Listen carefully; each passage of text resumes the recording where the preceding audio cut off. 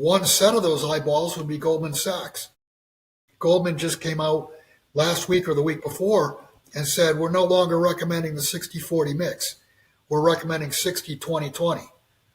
And to go from 0 to 20, the momentum is going to come into silver. But the problem with momentum coming into silver is it's such a small market. I don't even know what the number is now. I'm guessing it's probably 30, 35 billion per year total production, total global production. What do you got? 800, call it 40 billion, 800 million ounces. So you're talking about $40 billion, which is not even it's not even a lettuce on a ham sandwich in today's financial world. And the fact that it's such a small market has always led me to believe that the market that would break first, when I say break, the contracts not deliver, would be silver.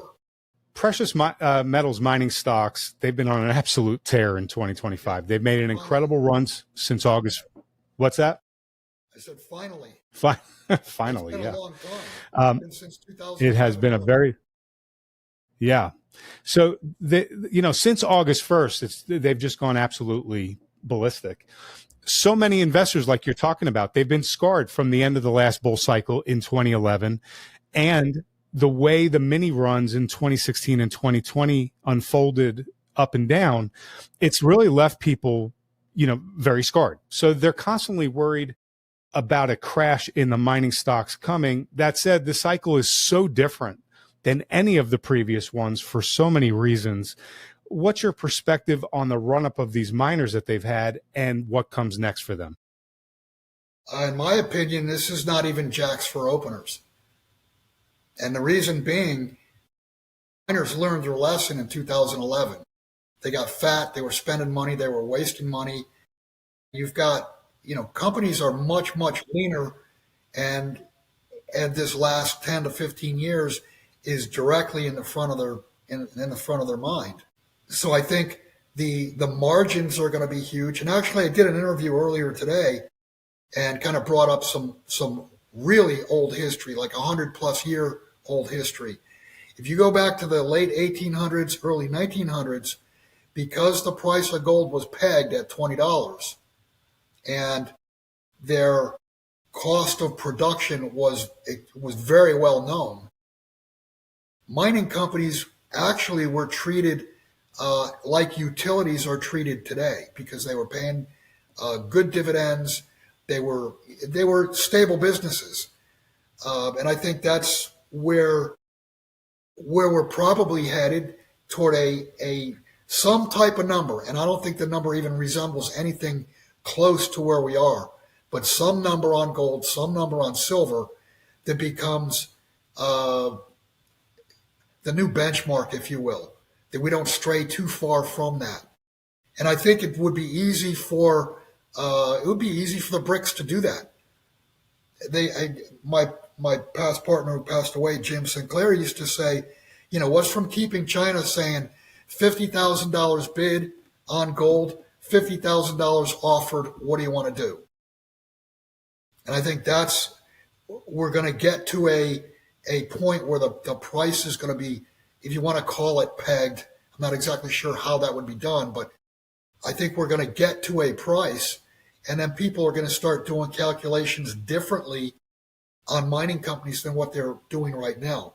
I think they're going to look at mining companies as a stable cash producer, and something that's not being rewarded right now that always was in the past prior to 2011 was reserves in the ground. I think it's my belief that mining companies that have big reserves in the ground are finally going to get paid for those reserves.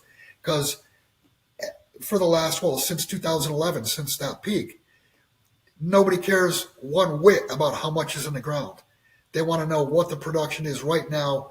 What's the cash flow? What's your cash burn? What's your cost of production?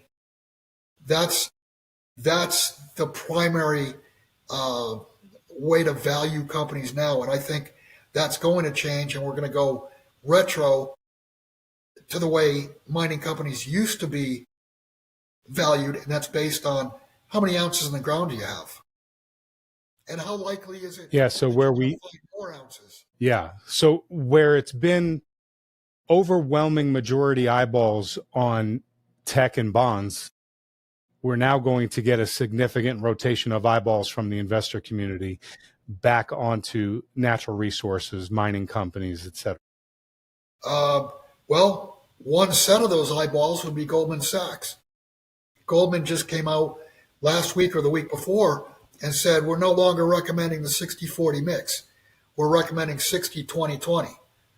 And to go from 0 to 20 Exactly in the right. gold sector, that's got to be a lot of money. It's insane. It should, at the very least, it should get a lot of those portfolio managers that have 0% allocation off the bench, right? And to have some type of allocation, which to go from 0 to 10% is a huge jump. All right. So within this precious metals bull cycle, Bill, there's an investor element that didn't exist before.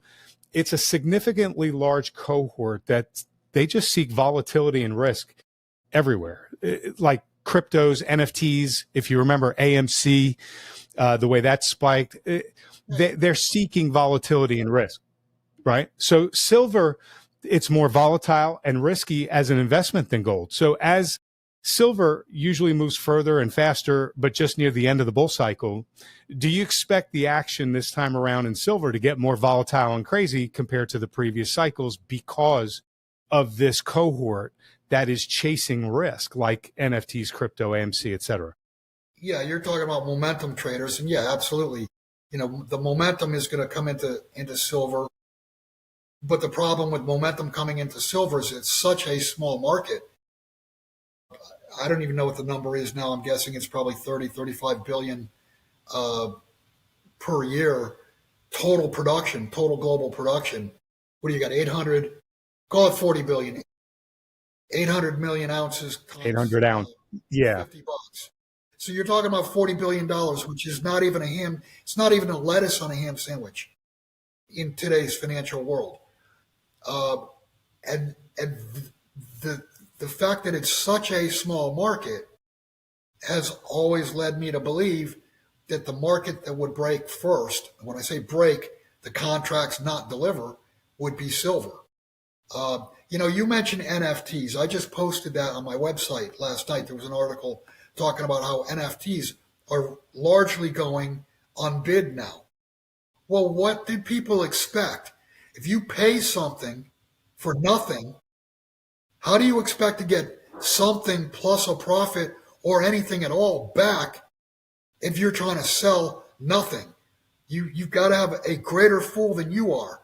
And if you put money into an NFT, which is nothing to begin with, well, you're the fool. Yeah. All right. So I just want to ask one question about the general markets here, Bill. The Trump administration is pulling every lever in order to run the economy hot. They want to have economic growth to outpace the growth of debt since Doge and austerity failed. And let's be honest, it's really impossible in this political environment to have any kind of austerity. Nobody's going to go for it. So with that said, as they're pulling every lever, are the markets going to melt up like the dot-com boom and maybe worse? There is a significant chance of that, but I don't think it would last much more than a month or 2 months. I think it would be a flame out rally, if you will. The bottom line, the ultimate result is hyperinflation because the currency dies.